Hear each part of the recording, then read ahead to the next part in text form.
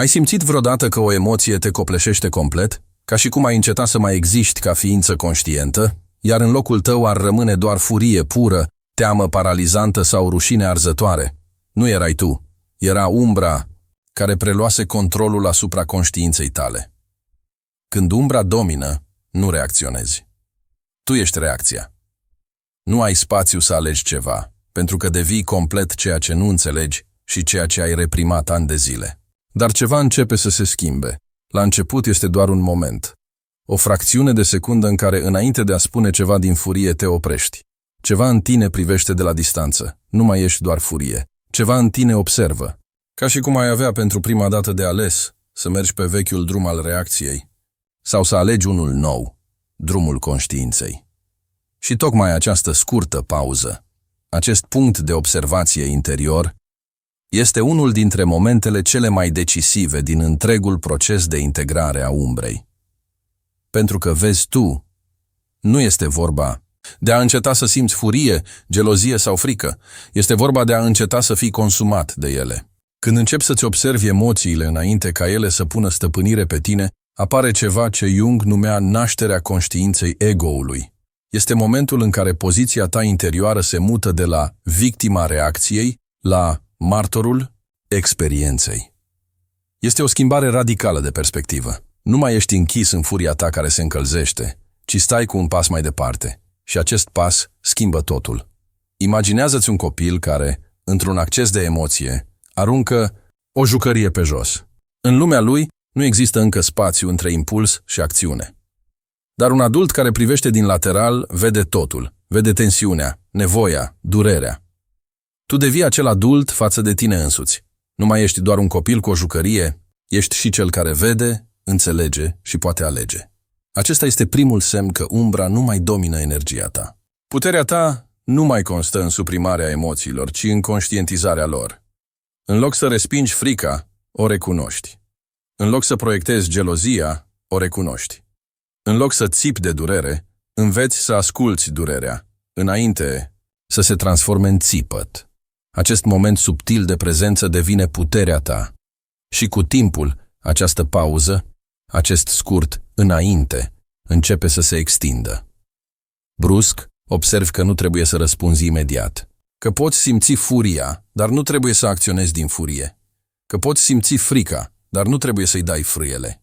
Că poți experimenta emoții, dar nu trebuie să fii emoțiile. Și asta înseamnă să-ți recuperezi energia vitală din mâinile umbrei, pentru că fiecare reacție inconștientă îți ia puterea, iar fiecare răspuns conștient îți redă puterea. Este momentul trezirii spirituale. Nu în sensul unor extaze mistice, ci în sensul unei victorii reale, silențioase, în interiorul tău. Umbra nu mai domnește, pentru că tu nu mai fugi. O privești în ochi și când o privești, ceva se dizolvă. Nu mai ești sclavul impulsului, ești martor, ești tu însuți. Toată viața ai fost învățat că trebuie să meriți ceva, dragoste, atenție, liniște. De la o vârstă fragedă, ai absorbit semnale subtile sau foarte evidente că a fi tu însuți nu este suficient, că trebuie să te adaptezi, să zâmbești când ești trist, să taci când te doare ceva, să ajuți când ești epuizat, să fii politicos când în interior țipi. Și astfel, pas cu pas, ai început să te îndepărtezi de tine însuți. Și în locul tău a apărut altcineva, cineva pe care tu însuți l-ai creat pentru a supraviețui. Masca ta. În psihologia lui Jung, aceasta este persoana, fațada, pe care o adopți pentru a funcționa în societate. Nu este rea în sine. Uneori protejează, uneori facilitează contactul. Dar când umbra domină, persoana nu mai este un instrument, este o închisoare. Devine un eu fals care joacă mereu roluri. Puternic, amuzant, imperturbabil, stăpân pe sine, perfect. Fiecare dintre aceste roluri are un singur scop comun: să obțină acceptarea din exterior, care lipsește în interior. Când umbra domină, trăiești cu teama că vei fi respins dacă vei arăta adevărul despre tine. Pentru că adevărul este până la urmă furie, nesiguranță, nevoie de apropiere, durere, și ai fost învățat să te rușinezi de asta. Așa că adaugi straturi noi. Spui, E în regulă când nu este. Râzi când în interior te rupi. Îi ajuți pe toți cei din jur, deși tu însuți nu mai ai putere. Apoi te întorci la ține și simți un gol ciudat. Pentru că masca, deși atrage aprobarea, nu oferă conexiune. Nimeni nu te vede pe tine. Toți văd doar personajul pe care îl joci. Dar vine un moment în care nu mai poți să te prefaci. Pentru că trupul începe să spună adevărul. Vine oboseala, care nu poate fi explicată prin stres. Vine tristețea care nu dispare în ciuda succeselor. Vine liniștea, în care auzi pentru prima dată propria voce sau mai degrabă strigătul celui care ești cu adevărat în adâncul tău. Și atunci începe schimbarea. Nu spectaculoasă, nu zgomotoasă, ci una liniștită, profundă, ireversibilă. Începi să renunți. Mai întâi puțin. Poate că nu mai râzi când nu ai chef. Poate că spui pentru prima dată, nu vreau. Poate recunoști în fața cuiva că nu ești atât de puternic pe cât cred toți. Și brusc se dovedește că lumea nu se prăbușește, că cineva rămâne, că cineva te aude, că cineva, poate pentru prima dată, nu vede rolul tău, ci pe tine. Acesta este momentul în care umbra încetează să mai domine, pentru că umbra nu este doar furie sau traumă, este și un mecanism care spune, dacă arăți cine ești cu adevărat, vei fi rănit. Dar când începi să te arăți în ciuda fricii, îți dai seama de ceva uimitor, că a fi tu însuți nu este o slăbiciune, este o forță, că adevărata acceptare vine doar atunci când încetezi să o mai cauți. Asta nu înseamnă că devii brusc complet autentic în fiecare moment. Procesul de integrare a umbrei nu este un salt, este o călătorie. Încă mai apelezi uneori la mască. Dar diferența este că acum o vezi. Știi deja când o pui. Nu mai ești ea. Și cu timpul începi să nu mai ai nevoie de ea. Începi să spui adevărul. Nu țipând, ci cu blândețe. Începi să fii vizibil. Nu prin spectacol, ci prin prezență. Nu mai trebuie să faci impresie, pentru că știi cine ești. Nu trebuie să-ți dovedești valoarea, pentru că nu o mai pui la îndoială. Energia ta se întoarce la tine, pentru că nu mai curge prin toate rolurile pe care a trebuit să le joci. Și atunci vine cel mai mare dar, liniștea. Nu euforia, nu mândria, nu sentimentul de superioritate. Pur și simplu liniștea de a fi tu însuți. Liniștea care spune, nu trebuie să fiu altfel pentru a fi iubit. Nu trebuie să fiu perfect pentru a fi suficient. Nu trebuie să mă prefac ca să fiu prezent. Acesta este al doilea semn că umbra nu mai domină energia, dar nu mai trebuie să te prefaci pentru a merita iubirea. Pentru că iubirea pe care o căutai a fost întotdeauna acolo, sub toate măștile. Și abia când le dai jos, o poți experimenta cu adevărat. La început este întotdeauna ei. Cineva te-a supărat, cineva te-a dezamăgit, cineva este toxic, egoist, nedrept. Mintea, în reflexul ei automat de apărare, arată cu degetul spre exterior. Pentru că este mai ușor să dai vina pe alții pentru emoțiile tale, decât să te scufunzi în ele și să te întrebi: de ce mă doare atât de mult? Acesta este mecanismul proiecției, una dintre cele mai puternice și mai insidioase manifestări ale umbrei. Carl Jung a spus clar: tot ceea ce nu este integrat în mod conștient devine destinul nostru. Și înainte de a deveni destin, devine proiecție. Umbra pe care nu vrem să o vedem în noi înșine apare în alți oameni. Simțim iritare, dispreț, invidie și uneori chiar fascinație față de ei. Ceea ce am reprimat începe să trăiască în afara noastră, ca și cum ar avea viață proprie. Iar noi ne pierdem, neînțelegând de ce atragem în mod constant aceleași situații, aceiași oameni, aceleași răni. Proiecția este o perdea care ne separă de adevăr. Atâta timp cât privești lumea prin filtrul umbrei tale neintegrate, vezi totul distorsionat. Cineva nu-ți răspunde la mesaj și imediat apare sentimentul de respingere. Cineva te critică și te simți ca un copil fără valoare. Cineva are succes și tu simți o înțepătură de invidie și indignare. Dar nu lumea îți face asta. Sunt rănile tale interioare, care încă așteaptă să le vezi. Și brusc, ceva se schimbă. Începi să-ți pui la îndoială reacțiile. Ceva în tine, mai tăcut, dar mai înțelept, te întreabă: De ce mă afectează atât de mult? Ce-mi spune asta despre mine? Și pentru prima dată îți îndrepți atenția nu spre exterior, ci spre interior. Nu mai este vorba despre ce a făcut cealaltă persoană, ci despre ce s-a mișcat în tine. Și acolo, sub suprafață, începi să vezi o umbră. Începi să înțelegi că persoana care te enervează atinge propria ta furie reprimată. Că cineva care te sperie te confruntă cu propria ta vulnerabilitate.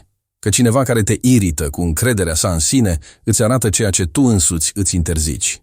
Proiecția se sparge ca o oglindă și ceea ce înainte era vina lor se dovedește a fi o parte a propriei tale structuri psihice care așteaptă să fie integrată. Este un moment profund transformator. Nu este ușor, adesea dureros. Pentru că trebuie să te privești în ochi fără iluzii. Să vezi că nu lumea este toxică, ci tu porți în tine emoții neidentificate, care atrag anumite experiențe. Că furia ta, rușinea ta, nevoia ta de control, nu sunt ceva ce poți arunca asupra altora. Sunt parte din tine. Nu pentru a te pedepsi pentru asta, ci pentru a-ți asuma în sfârșit responsabilitatea. Integrarea umbrei nu este un act unic. Este o practică zilnică de curaj. O disponibilitate zilnică de a recunoaște. Asta este. Reacția mea nu este vina lor. Încep să înțelegi că fiecare persoană care te emoționează este un mesager. Că relațiile nu sunt întâmplătoare, ele sunt oglinda interiorului tău. Și atunci nu te mai enervezi atât de ușor. Nu mai judeci atât de repede. În schimb te întrebi, ce spune asta despre mine?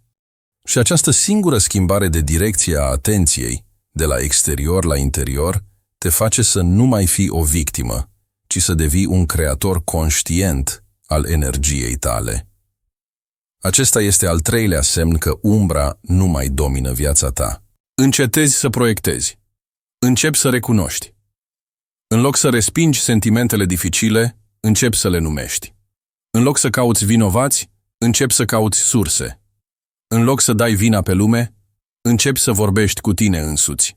Și tocmai acest act de autocunoaștere începe să-ți redea energia, cea care înainte se risipea în judecăți, conflicte și evadări. Pentru că atunci când umbra este recunoscută, încetează să mai acționeze din ascuns. Încetează să-ți mai conducă viața din culise. Nu mai trebuie să lupți cu ceilalți, pentru că nu mai lupți cu tine însuți. Și atunci începi să vezi cu adevărat. Nu doar pe tine însuți, ci și pe celălalt.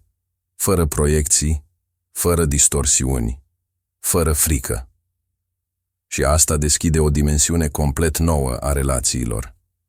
Una în care nu cauți oglinzi pentru durerea ta, ci însoțitori pentru adevărul tău. Imaginează-ți limitele ca niște ziduri invizibile, care nu au rolul de a te izola de lume, ci de a-ți proteja spațiul sacru, spațiul în care se naște autenticitatea și energia ta vitală. Când umbra domnește în interiorul tău, aceste ziduri devin o fortăreață plină de durere, frică și haos.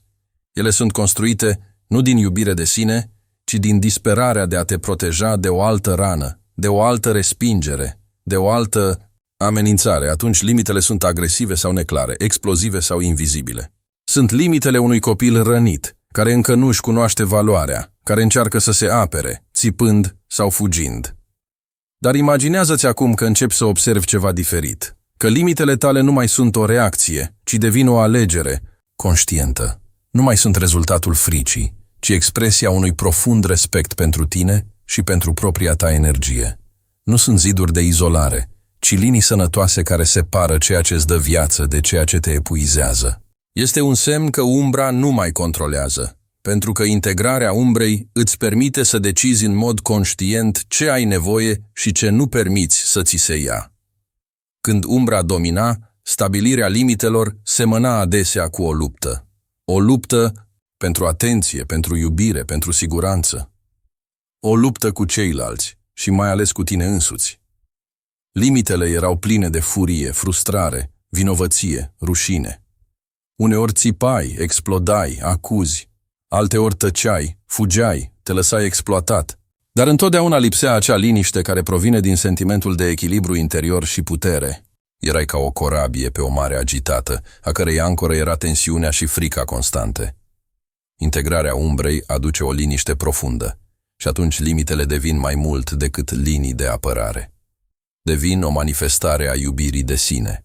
Devin un nu delicat, dar ferm față de tot ceea ce îți rănește sufletul. Este ca o gardă în jurul grădinii în care îți cultivi viața interioară, valorile, visele. Grădina asta are nevoie de spațiu pentru a înflori, iar limitele tale îi permit asta. Când spui nu, nu o faci din teamă de respingere sau din sentimentul de inferioritate. Spui nu dintr-un loc plin de respect, conștient că energia ta este prețioasă și că meriți să fii tratat cu demnitate. Acest nu înseamnă închiderea față de lume, ci o invitație la relații sănătoase, bazate pe înțelegere și respect reciproc. Limitele unei persoane integrate nu necesită țipete, nu au nevoie de drame. Sunt calme, puternice și stabile, ca rădăcinile unui copac care se adâncesc în pământ, dându-i puterea de a supraviețui furtunilor și vânturilor. Nu există loc pentru manipulare, violență sau supunere. Există prezență, o prezență care spune: sunt aici. Acesta este locul meu. Aceasta este adevărul meu. Această schimbare este unul dintre cele mai importante momente de cotitură pe calea către individualizare. Eliberarea de haosul interior și găsirea în sine a liniștii care permite stabilirea limitelor cu iubire și înțelepciune. Este un proces care necesită răbdare și curaj, deoarece adesea înseamnă să înfrunți ceea ce până acum era ascuns, frica de respingere, convingerea că nu merit, amintiri dureroase din copilărie. Dar când apare acest curaj, când începi să percepi limitele ca pe o formă de grijă față de tine însuți, energia ta se întoarce la tine. Nu o mai pierzi în relații nesănătoase, în încercări de a te adapta la așteptările altora, în lupta pentru acceptare. Limitele tale devin un scut, dar nu unul dur, neclintit, ci unul flexibil și plin de respect. Ele îți protejează lumina interioară, permițându-i să strălucească în toată splendoarea ei. Astfel, limitele tale spun lumii: sunt aici și sunt important. Mă respect suficient încât să nu permit mai mult decât ceea ce este bine pentru mine. Și această conștiință, această putere, este exact ceea ce dovedește că umbra nu mai domnește asupra ta. Pentru că atunci când umbra domnește, nu ai această putere, ai doar frică și haos. Limitele nu sunt un zid, sunt o punte către tine însuți. Sunt spațiul în care poți fi autentic și în siguranță. Sunt expresia maturității și a prezenței tale conștiente. Și când vei înțelege asta, vei vedea că lumea va răspunde la limitele tale cu respect și iubire, pentru că va simți autenticitatea și puterea ta. În adâncul existenței noastre se află o forță uriașă, care rămâne mult timp adormită sau ascunsă sub greutatea fricii și a inconștienței. Umbra, acea parte ascunsă, adesea respinsă a psihicului nostru, poate trezi în noi frica de confruntare, atât cu noi înșine, cât și cu ceilalți oameni. Pentru că nu este oare așa că fiecare critică, fiecare conflict, pare a fi o lovitură dată nu numai de o altă persoană, ci chiar de propriul nostru eu sensibil și adesea rănit?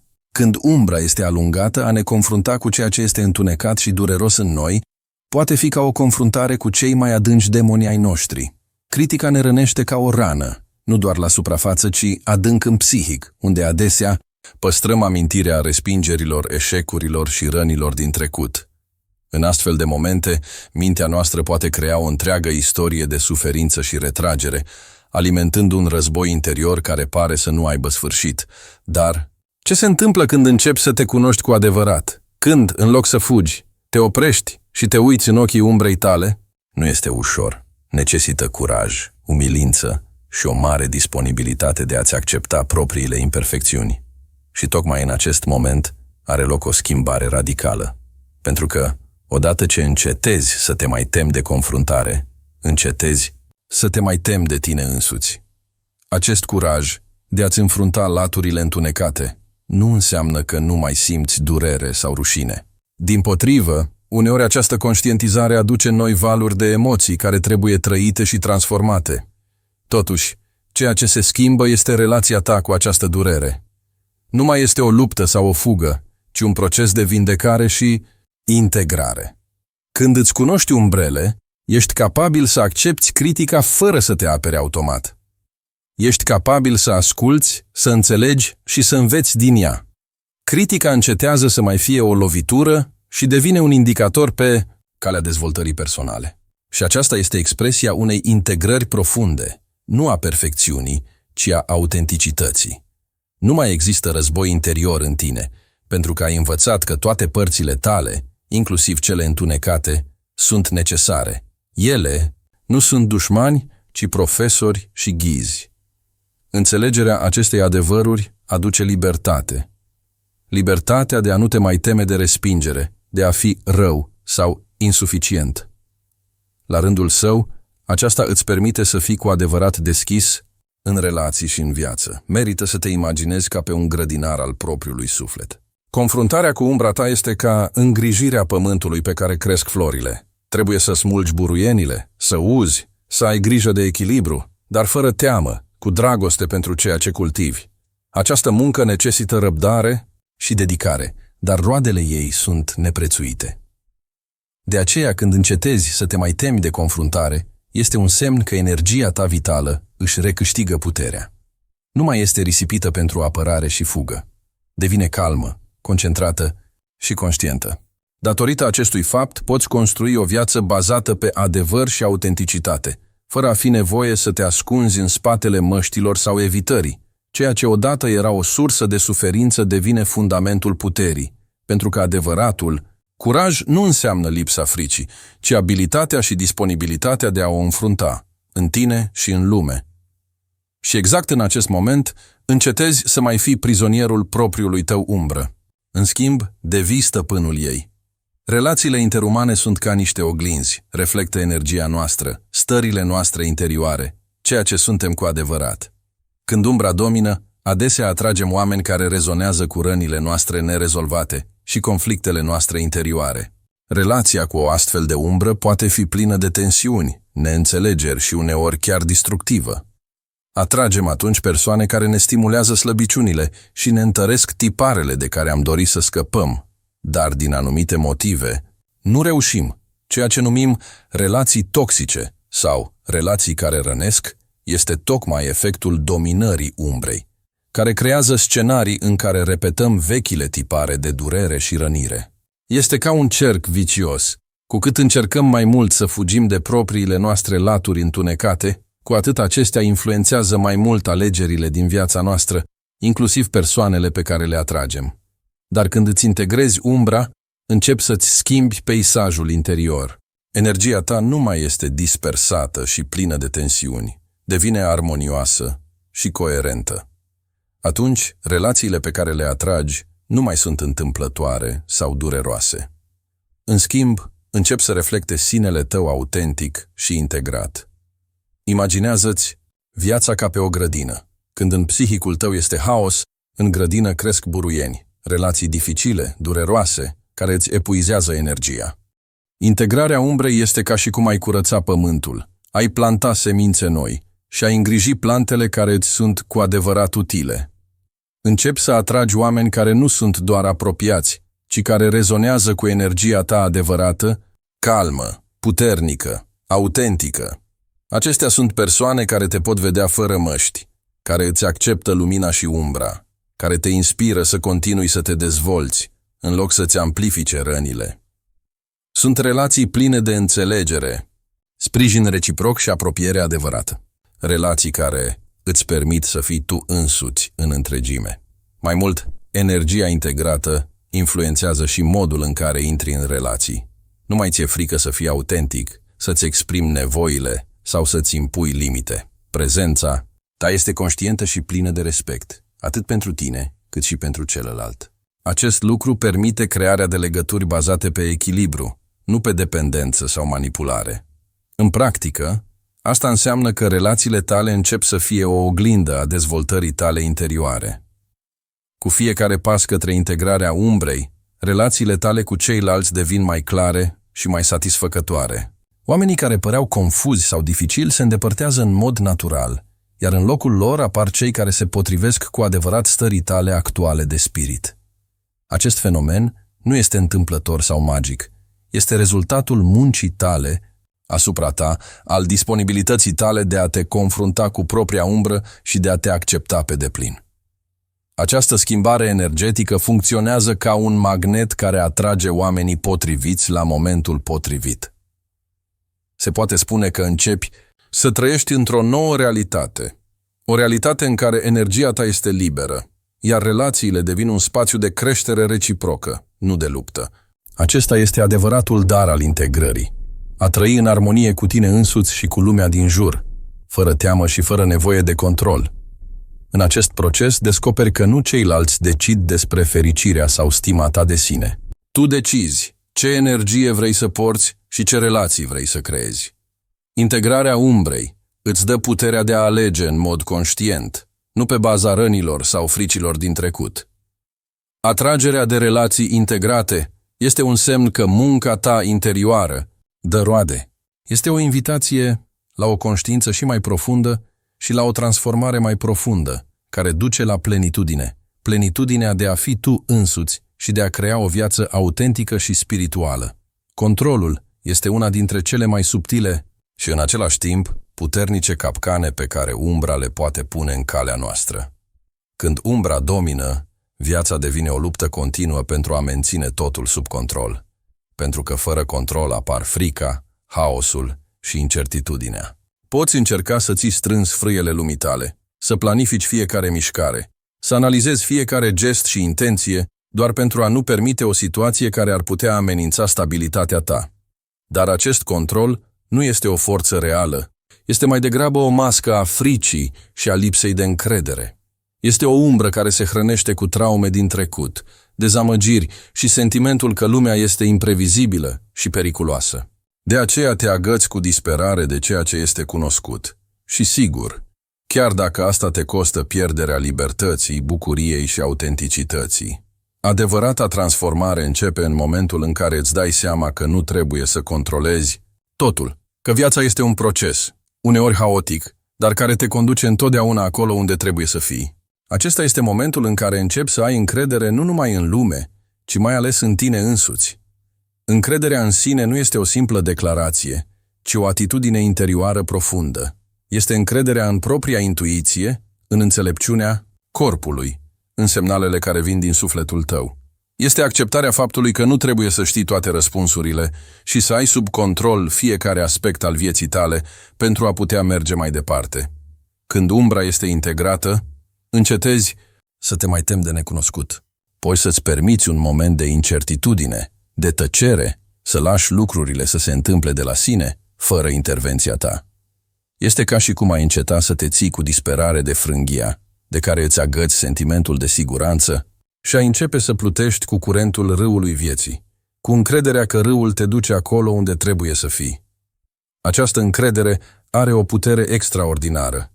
Eliberează energia care înainte era înghețată în frică și tensiune. Psihicul tău încetează să mai lupte cu lumea și cu sine însuși și începe să interacționeze armonios cu ceea ce aduce viața. Aceasta este adevărata libertate. Libertatea de lupta interioară și de nevoia constantă de control. Din perspectiva jungiană, umbra se hrănește cu separarea și lipsa armoniei dintre conștiință și inconștient. Controlul este o încercare de a raționaliza excesiv, de a ține sub control haosul interior. Integrarea umbrei înseamnă că începi să-ți înțelegi și să-ți accepti aspectul inconștient, ceea ce îți permite să renunți la o parte din control și să ai încredere în ceea ce se află adânc în tine. În practică, vei observa că nu mai te temi de schimbări, de evenimente neprevăzute sau de opiniile celorlalți. Dialogul interior plin de tensiune face loc calmului și certitudinii că, indiferent de ce se va întâmpla, ai în tine resursele necesare pentru a face față.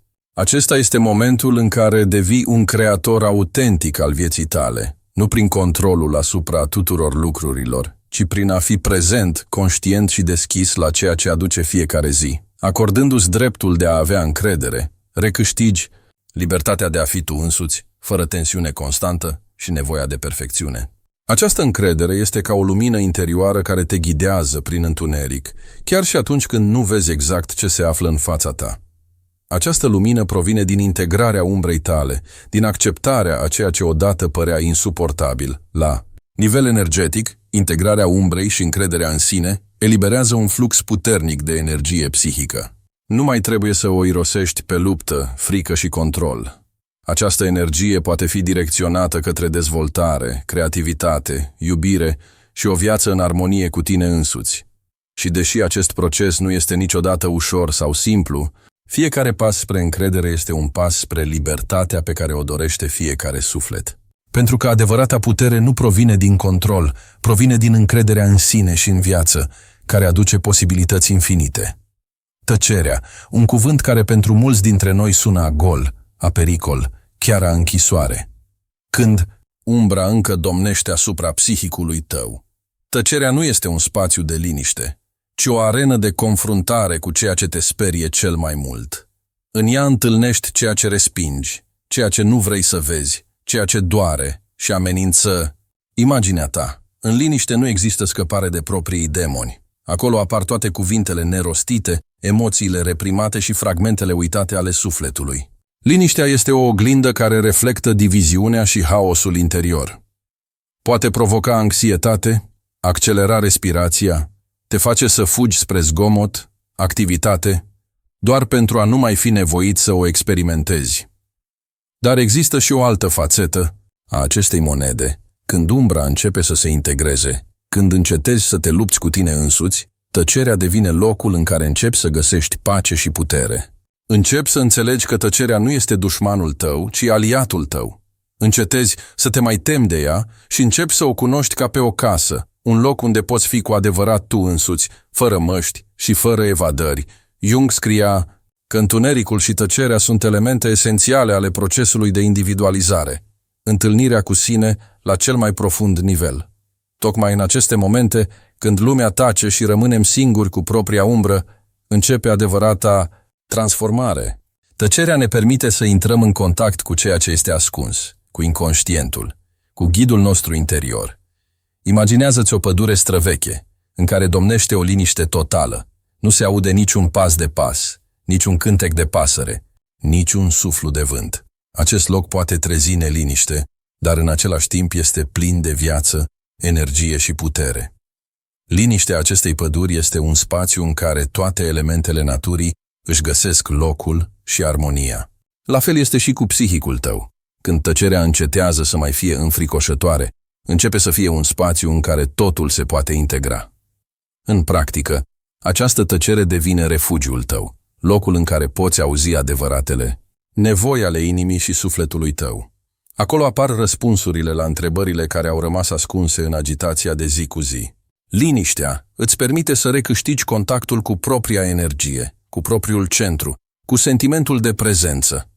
Când începi să intri conștient în această liniște, vei observa că nu mai este înfricoșătoare, ci plină de lumină. Este lumina care se naște din acceptarea și iubirea de sine, de umbra ta, de toată complexitatea ta. Tăcerea devine un loc de regenerare, unde îți poți reîncărca bateriile interioare, te poți reseta și simți pacea.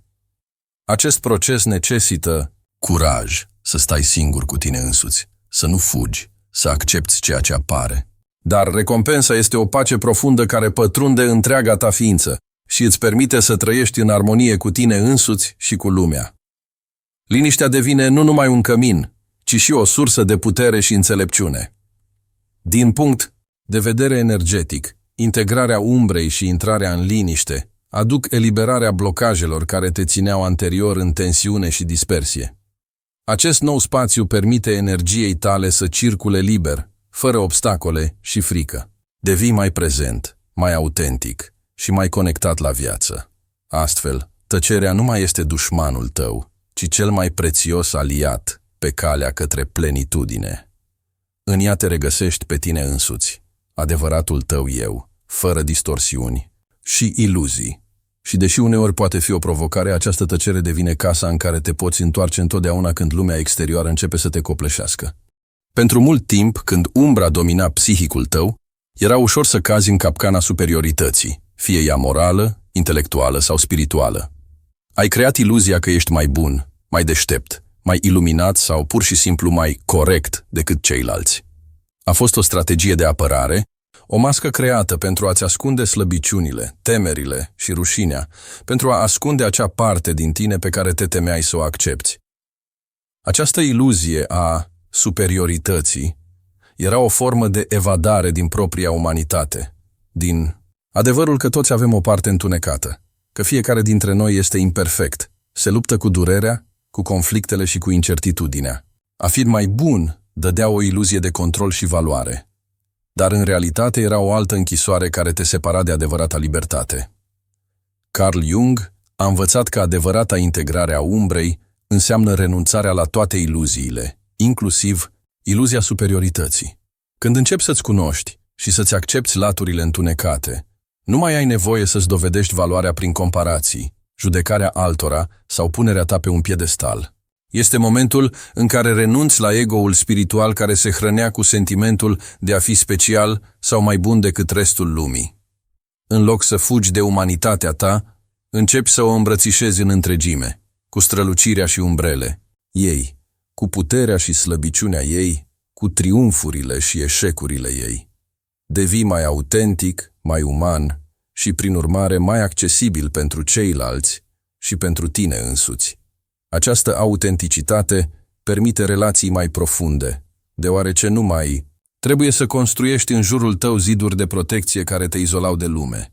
Când nu mai trebuie să te prefaci că ești mai bun, deschizi spațiu pentru compasiune adevărată, atât pentru tine, cât și pentru ceilalți. Văzându-ți propriile imperfecțiuni, începi să observi că toți oamenii se confruntă cu provocări similare, că fiecare are propria umbră, chiar dacă poate părea diferită. Această înțelegere îți schimbă perspectiva. În loc să împarți lumea în mai buni și mai răi, începi să vezi unitatea, interdependența și destinul comun. Această transformare este profund eliberatoare. Nu mai trebuie să lupți pentru acceptare sau să câștigi recunoaștere pretinzând că ești altcineva. Valoarea ta nu depinde de felul în care ești perceput de ceilalți, pentru că ai găsit-o în tine însuți, în adevărul tău, în integritatea ta, în capacitatea ta de a te iubi așa cum ești. Acceptarea propriei umanități, cu toate nuanțele sale, permite de asemenea stabilirea unor limite mai sănătoase. Nu mai este nevoie să-ți dovedești valoarea prin control, manipulare sau exaltare. Limitele devin o expresie a respectului față de tine și față de ceilalți, și nu un instrument pentru a construi un zid al superiorității. În noua ta realitate, umbra nu mai este un dușman pe care trebuie să-l ascunzi, ci o parte din tine pe care o îngrijești cu tandrețe și înțelepciune. Știi că a fi mai bun este o iluzie care separă, iar adevărata putere stă în acceptarea deplină a sinelui și a celorlalți, fără condiții și judecăți. În această acceptare se ascunde cea mai profundă libertate, libertatea de a nu mai lupta constant pentru statut, de a nu mai avea teamă de respingere, de a nu mai simți nevoia de a-ți dovedi în permanență valoarea. Este libertatea care îți permite să trăiești cu ușurință și autenticitate, cu inima deschisă și cu sufletul împăcat. Gândește-te la asta ca la aruncarea unei mantii grele, care era umbra trecutului tău. În acest moment, nu mai trebuie să o porți, nu mai trebuie să te prefaci sau să lupți pentru valoarea ta. Poți pur și simplu să fii tu însuți, cu toată umanitatea ta, cu toată complexitatea și frumusețea ta. Aceasta este adevărata putere și adevărata libertate pe care le aduce integrarea umbrei. Simți asta? Această mișcare subtilă, aproape imperceptibilă, dar profund simțită, ca și cum râul tău interior al vieții ar începe să se întoarcă încet, dar hotărât, la izvorul său. Este energia care a fost dispersată mult timp, care se scurgea prin crăpăturile sinelui tău distrus, care se risipea în haosul emoțiilor și conflictelor și care începe să se întoarcă, calmă, pură și prezentă.